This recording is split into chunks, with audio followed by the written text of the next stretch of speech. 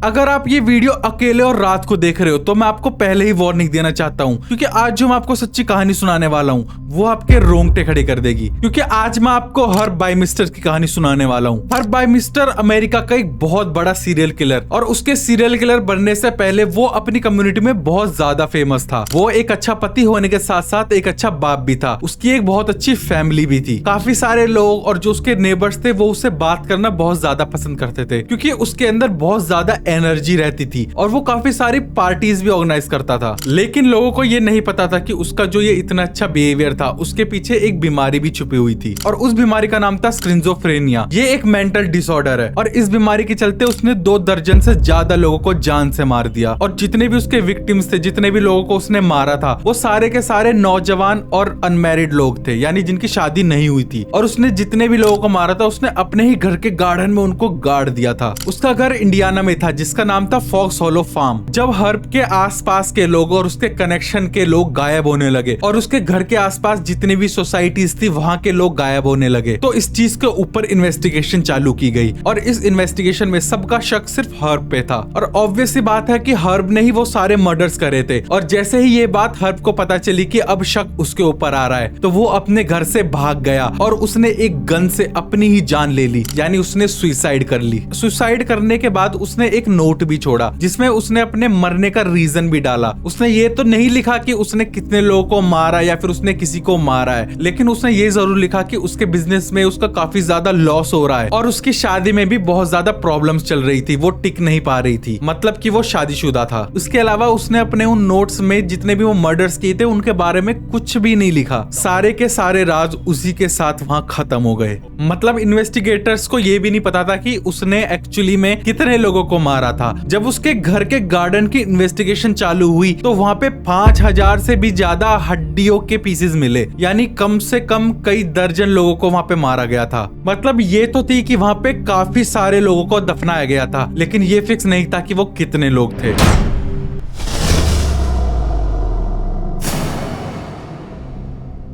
और अब इस कहानी में बहुत सारे ट्विस्ट आने वाले हैं, तो आप कुछ कैरेक्टर्स के नाम जरूर जान लीजिए। हर्ब्स के बारे में तो आप जान चुके हैं, ये है मिस्टर रोब, और ये है उनकी वाइफ विकी, और ये है उनके दोस्त मिस्टर जो, और ये रोब के साथ उनकी कार डीलरशिप में काम करते हैं। और अभी तक मैंने आपको बताया हर्ब्स के बारे में, जिसने बहुत सारे लोगों को मार दिया है और खुद भी सुसाइड कर ली है। और अभी तो सिर्फ इस खतरनाक कहानी की शुरुआत हुई है।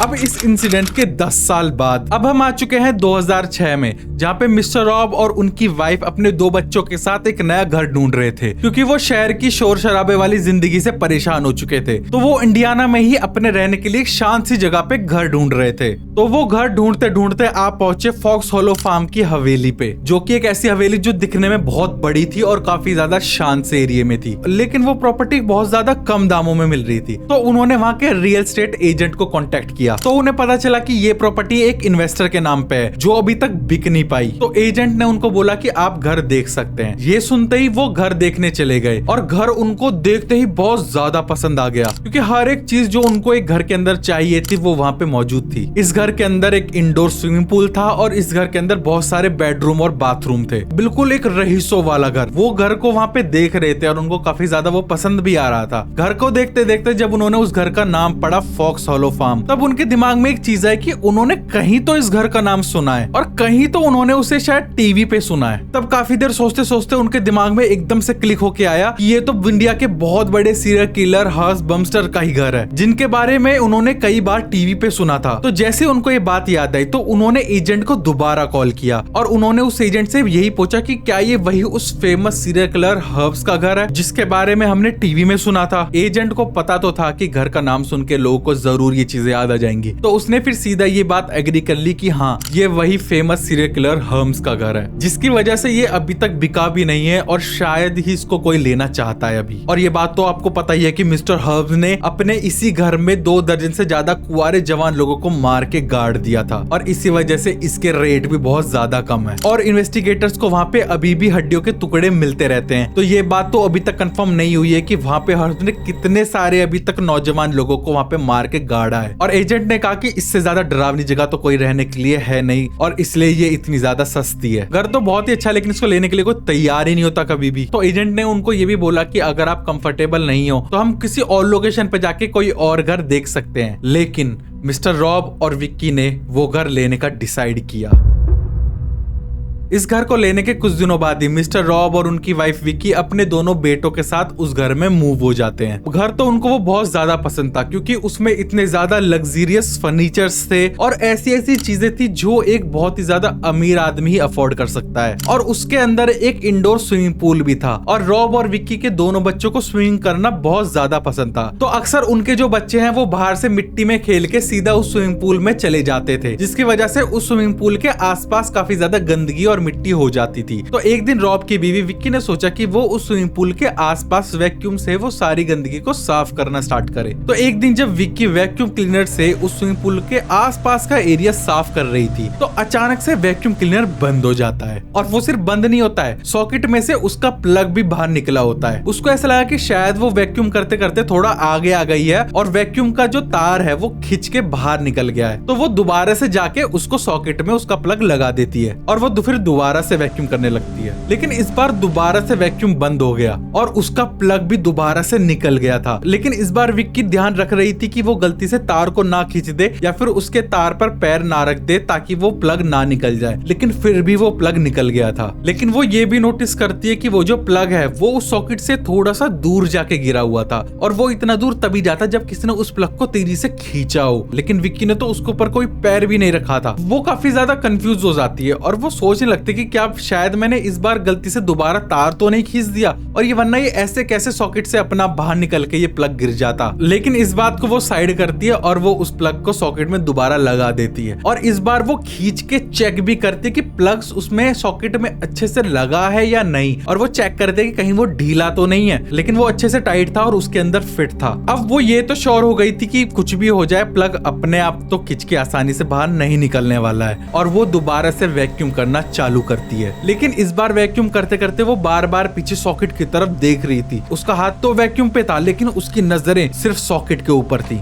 और वो सोच रही थी कि किस वजह से ये बार बार बाहर निकला है। उसकी नजरें तो सॉकेट पे थी लेकिन उसके देखते देखते प्लग दोबारा से उस सॉकेट से निकल के बाहर गिर जाता है, जैसे मानो उसके अंदर से बहुत बड़ा झटका लगा हो। और वो ऐसे नहीं निकला कि वो सिर्फ निकल के गिर गया हो, वो प्लग निकल के बाहर दूर जाके गिरा उस सॉकेट से। ये देख के विक्की बहुत ज्यादा डर गई और उसने वैक्यूम को वहीं छोड़ दिया और वहां से चली गई। विक्की के साथ तो ये इंसिडेंट यहीं खत्म हो गया। लेकिन अब बात करते हैं मिस्टर रॉब की, जिनकी एक कार डीलरशिप थी और उनका एक एम्प्लॉय जिसका नाम मिस्टर जो था। तो कई बार जो मिस्टर जो है वो कार डीलरशिप के लिए लेट पहुंचते थे। तो मिस्टर रॉब ने उनसे उनके लेट आने का रीजन पूछा तो मिस्टर जो ने बताया कि वो कार डीलरशिप से 1 घंटे दूर रहते हैं तो अक्सर उनको आने में काफी ज्यादा टाइम लग जाता है और इसी वजह से वो लेट हो जाते हैं। लेकिन वो उस कार डीलरशिप के आसपास ही कहीं पे घर ढूंढ रहे हैं ताकि वो बिल्कुल टाइम से काम पर पहुंच सकें। तब मिस्टर रॉब ने बोला कि उनके घर के पास में एक अपार्टमेंट उनका ही खाली पड़ा है। तो उन्होंने बोला मिस्टर जो को कि आप ना वहीं पे शिफ्ट हो जाओ, चाहो तो तुम उसे रेंट पर ले सकते हो। तो मिस्टर जो को ये बात सही लगी और उसके कुछ टाइम बाद ही मिस्टर जो वहाँ पे शिफ्ट हो गए। मिस्टर जो वहाँ पे शिफ्ट हुए और मिस्टर जो के शिफ्ट होने में मिस्टर रॉब और उनकी वाइफ विक्की ने उनकी काफी ज्यादा हेल्प करी और उस दिन का पूरा दिन तो उनका सिर्फ शिफ्टिंग में निकल गया। जब सारी शिफ्टिंग हो गई और मिस्टर रॉब और विक्की अपने घर चले गए तो शाम के टाइम पे जब जो काफी ज्यादा थक जाते हैं तो वो सोचते हैं कि अब उनको थोड़ी देर सोना चाहिए और आराम करना चाहिए। और उसी रात मिस्टर जो को एक बहुत अजीब सा सपना आया और उस सपने में कोई एक इंसान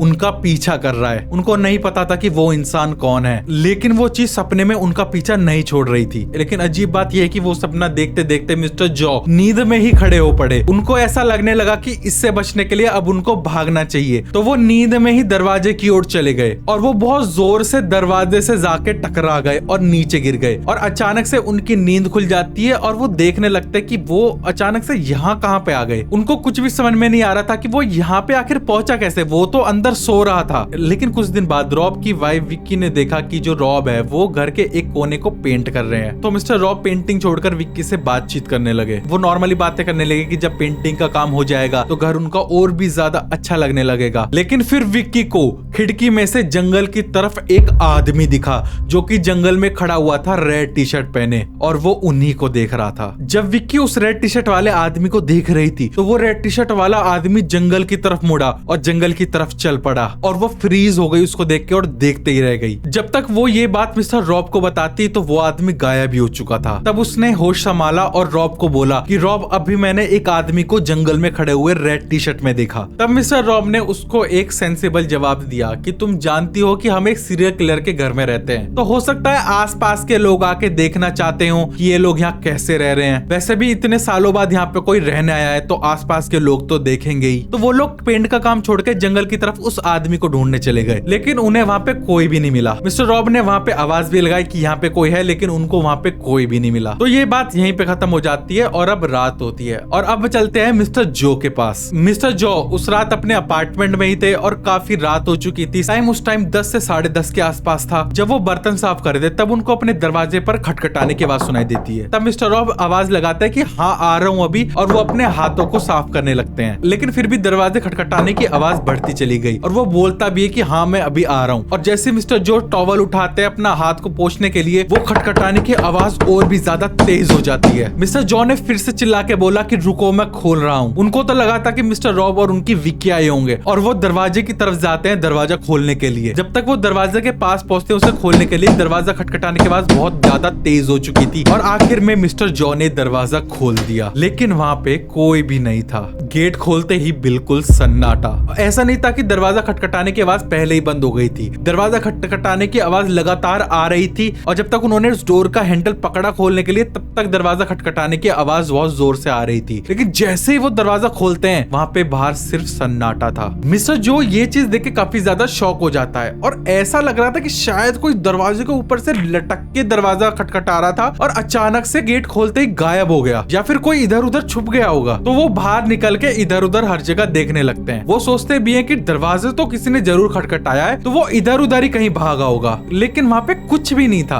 और जब वो अपने घर पर वापस गया तो उसने दोनों दरवाजे लॉक कर दिए और आते ही दरवाजे के साथ वाले रूम में उसने एक आदमी की झलक को देखा तो वो एकदम चौंक गया। मिस्टर जॉ का कुत्ता भी उसी कमरे की तरफ देख रहा था और घुर्रा रहा था। फिर मिस्टर जॉ उस कमरे के अंदर जाते हैं, लेकिन उनको वहाँ पे कोई भी नहीं दिखता है। उसने लाइट ऑन करके अच्छे से देखा, लेकिन वहाँ पे फिर भी कोई भी नहीं था। उसे कुछ समझ में नहीं आ रहा था कि उसके साथ आखिर हो क्या रहा था। मिस्टर जॉ को आया भी कुछ हफ्ते हुए थे और वो रोज अपने कुत्ते फ्रेड को घुमाने ले जाया करता था बाहर। जिस रात ये दरवाजा खटखटाने वाली घटना हुई, उस रात भी वो अपने कुत्ते को लेके बाहर चले जाते हैं घुमाने। घूमते घूमते वो अपने मालिक मिस्टर रॉब के घर की तरफ भी देख रहे थे कि क्या उनकी कोई लाइट वगैरह ऑन है, जिसकी वजह से उनको कोई साइन मिल सके कि वो लोग अभी भी जाग रहे हैं और वो ये आज की घटना उनको बता सके। लेकिन उनके घर में कोई भी लाइट नहीं जल रही थी, जिससे मिस्टर जॉ को यही लगा कि वो शायद अब सो चुके हैं। तो वो और आगे बढ़ जाते हैं और चलते चलते अचानक से उनका कुत्ता एकदम रुक जाता है और वो एकदम से झाड़ियों की तरफ भागता है। सड़क के दूसरी तरफ जंगल था और वहाँ मिस्टर जॉ को स्ट्रीट लाइट की रोशनी में एक आदमी नजर आया जो कि रेड टी शर्ट में था और उसका कुत्ता भी उस लाल टी शर्ट वाले आदमी के पीछे ही गया था। लेकिन वो आदमी देखते ही देखते अचानक गायब सा हो गया। मिस्टर जॉ को अपने कुत्ते से काफी ज्यादा लगाव था, तो वो भी अपने कुत्ते के पीछे भागते हैं। उसको अंदर से डर भी लग रहा था, लेकिन उसको अपने कुत्ते की भी बहुत ज्यादा चिंता थी। पीछा करते करते मिस्टर जॉ अपने कुत्ते के साथ साथ वहाँ पीछे झाड़ियों में पहुंच गए, जो कि आगे चलकर एक जंगल था। जो को आगे झाड़ियों में चलते ही अपना कुत्ता मिल गया, लेकिन अचानक वो कुत्ता घुर्राने लगता है और वो घुर्राते घुर्राते मिस्टर जॉ की तरफ देखने लगा और अचानक से चुप हो गया। जॉ सोच रहा था कि ये मेरी तरफ क्यों देख रहा है और वो एकदम से चुप भी क्यों हो गया। और जैसे ही मिस्टर जॉ ने पीछे मुड़कर देखा तो वो लाल टी शर्ट वाला आदमी मिस्टर जॉ के पीछे ही खड़ा था और वो मिस्टर जॉ की ओर ही देख रहा था, जिसको देख के मिस्टर जॉ की हालत खराब हो गई और वो वहाँ से भाग जाते हैं और उनका कुत्ता भी दुम बचा के वहाँ से भाग जाता है। मिस्टर जॉ और उनका कुत्ता दोनों भाग के अपने घर में घुस गए और घुसते ही सीधा वो दरवाजा लॉक कर दिया और मिस्टर जॉ सीधा जाके अंदर जाके एक जगह पे बैठ जाते हैं और वो इतना ज्यादा डर जाता है कि वो पूरी रात ऐसे ही बैठे बैठे खिड़कियों को देखते हुए गुजारते हैं और उनके दिमाग में यही चलता रहा कि क्या उन्होंने वो चीज सच में देखी है या फिर वो सिर्फ उनका एक वहम है। मिस्टर जॉ सारी रात तो सोए नहीं, लेकिन जैसे ही सुबह हुई तो उन्होंने सारी घटना मिस्टर रॉब और उनकी वाइफ विक्की को सुनाई। घर के दरवाजे के खटखटाने से लेकर एक आदमी की झलक से लेकर बाहर एक झाड़ियों में रेड टी शर्ट वाले आदमी को देखने तक की सारी बात उन्होंने बताई। लेकिन जैसे ही रेड टी शर्ट वाले आदमी की बात हुई तो जॉब की वाइफ विक्की एकदम से अलर्ट हो जाती है और वो ये बोलती है कि उसने भी वो रेड टी शर्ट वाला आदमी देखा था, और ये बात उसने उसी सेम जगह पॉइंट करके बताई जहाँ पे मिस्टर जो और उसके कुत्ते ने उस आदमी को देखा था। दिन गुजरता है और आती है एक और खौफनाक रात, और उस रात भी मिस्टर जो अपने घर पर ही थे। उन्हें अपने घर के बाहर से कुछ आवाजें सुनाई देने लगती हैं, लेकिन वो ये चीज नहीं समझ पा रहे थे कि क्या ये सच में है या फिर दोबारा से उनको कोई वहम तो नहीं हो रहा, क्योंकि उसके पहले वाली रात वो बिल्कुल भी नहीं सोए थे। तो उसे ऐसा लग रहा था कि शायद ये मेरा इस वजह से कोई वहम हो। फिर अचानक से दरवाजे पे नॉक करने की आवाज आने लगी, और फिर मिस्टर जो चिल्लाते हैं कि कौन है वहाँ। दरवाजे के बाहर एक नौकर, एक जो कुंडी होते हैं जो खटखटाने के लिए यूज होती है, वो लगी हुई थी, और अंदर बैठे बैठे मिस्टर जो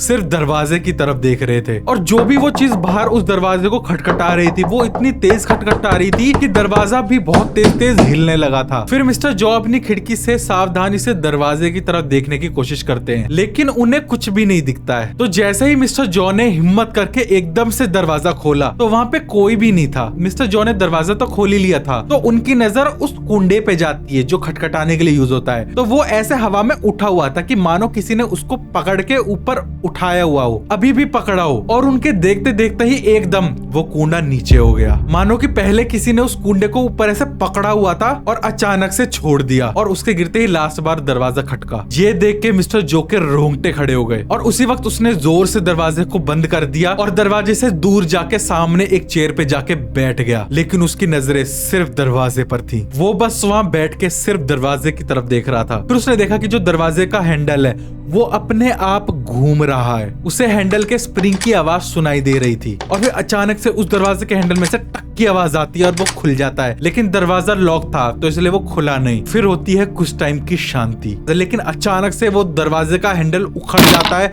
और दरवाजा खुल जाता है, और बाहर कोई भी नहीं था। लेकिन अचानक से दरवाजा खुलते ही अब जो के पास कोई भी चॉइस नहीं थी। मिस्टर जो बिल्कुल बाहर की तरफ भागे, लेकिन बाहर भी कोई नहीं था। लेकिन फिर जैसे उसने मुड़ के अपने घर की तरफ देखा तो उसके घर के अंदर उसे एक सफेद कपड़े पहने एक आदमी खड़ा दिखाई दिया, जो कि उसकी तरफ चलने लगा था, और जो के पास पहुंचने से पहले ही वो हवा में गायब हो गया। अब जो की हिम्मत बिल्कुल टूट चुकी थी। उसने अपने कुत्ते को उठाया और मिस्टर रॉब के घर की तरफ भाग खड़ा हुआ। जैसे ही वो रॉब के पास पहुंचा उसने सारी बात बता दी, और इस वक्त तक मिस्टर रॉब और उनकी वाइफ विकी और मिस्टर जो सारे डर चुके थे। वो अपने आप को इस चीज से समझा रहे थे कि ये सब हो सकता है कुछ अच्छे भूत हैं जो उनका नुकसान नहीं पहुंचाएंगे। ये सारी जितनी भी आत्माएं हैं ये मिस्टर हम्स के उन शिकार हुए लोगों की आत्माएं हैं, और ये सब यहाँ इसलिए हैं क्योंकि ये सब आत्माएं फंस चुकी हैं। और जो आदमी रेड टी शर्ट में उन लोगों को दिख रहा था वो भी हर्स बमस्टर्स के शिकार हुए नौजवानों में से कोई एक होगा। वो बोलता है कि हम उन शिकार हुए लोगों से घिरे हुए हैं क्योंकि यहाँ बहुत से ऐसे लोग दफन है। ये बातें उनके डर को शांत तो कर रही थी, मगर एक नैरेटिव सा भी क्रिएट हो रहा था जिसमें सब कुछ फिट सा होने लगा था, क्योंकि बिना असलियत के इसको समझना बिल्कुल मुश्किल था। तो जो भी उन्होंने देखा उस पे विश्वास कर लिया। ये सारे लोग हर्स बमस्टर्स के हुए शिकार हैं। उस रात तीनों हर्स बमस्टर्स के शिकार हुए लोगों के बारे में चेक करने लगे, उनकी लिस्ट चेक करने लगे। तो उन्हें इंटरनेट पर कुछ नाम और उनकी तस्वीरें मिली। तस्वीरें देखते देखते मिस्टर जो की नजर एक बंदे की तस्वीर पर गई, और उस तस्वीर को देखते ही मिस्टर जो बोले कि शायद यही वो आदमी है जिसको मैंने अपने घर पर देखा था। तो उन्होंने ये मान ली थी कि जो भी उनको शैडो और आत्माएं दिख रही हैं वो हर्स बमस्टर के शिकार हुए नौजवानों में से ही कोई एक है, क्योंकि मिस्टर हम्स ने काफी जनों को मारा है और उनमें से कईयों का तो अभी खुलासा भी नहीं हुआ है, और ना ही उनके बारे में इन्वेस्टिगेशन में कुछ खास सामने आया है। और यही चांस है कि बहुत सारे लोग उस फार्म हाउस में दफन है, और इसी वजह से उस जगह को हर्स बमस्टर के शिकार हुए लोगों ने उस जगह को भूतिया बना दिया है। इस बात से उनका डर काफी हद तक कम हो जाता है और काफी टाइम तक चीजें शांत चलती हैं। लेकिन मिस्टर जॉ जरूर ये सोचते हैं कि उनको एक बार उस झाड़ियों में जाना चाहिए जहाँ पे उन्होंने उस लाल टी शर्ट वाले आदमी को देखा था। तो मिस्टर जॉ ने डिसाइड किया कि वो दिन के उजाले में उस झाड़ियों की तरफ जाएंगे। तो जब मिस्टर जो वहाँ पे जाते हैं दिन में तो वो देखते हैं कि कुछ पत्तों के ऊपर एक इंसान की लेग बोन पड़ी हुई है, मतलब पैरों की हड्डी उन पत्तों पर पड़ी हुई थी। तब मिस्टर जो ने सोचा कि शायद रिसर्च के दौरान ये हड्डी छूट गई होगी या फिर इन्वेस्टिगेटर्स को वो मिली नहीं होगी। तब मिस्टर जो ने ये सोचा कि वो जो लाल टी शर्ट वाला आदमी है जो हमें उस जगह पर दिख जाता है वो शायद वहाँ पे इसलिए दिखता है ताकि हम लोग उसकी उस हड्डी तक पहुँच सके। हो सकता है ये उसी की हड्डी हो। जो ने ये बात रॉब और विक्की को बताई, तो फिर उन तीनों ने डिसाइड करा कि हम उस हड्डी की इन्वेस्टिगेशन करने के लिए उस केस के जितने भी इन्वेस्टिगेटर्स थे उन तक उस हड्डी को पहुंचाएंगे।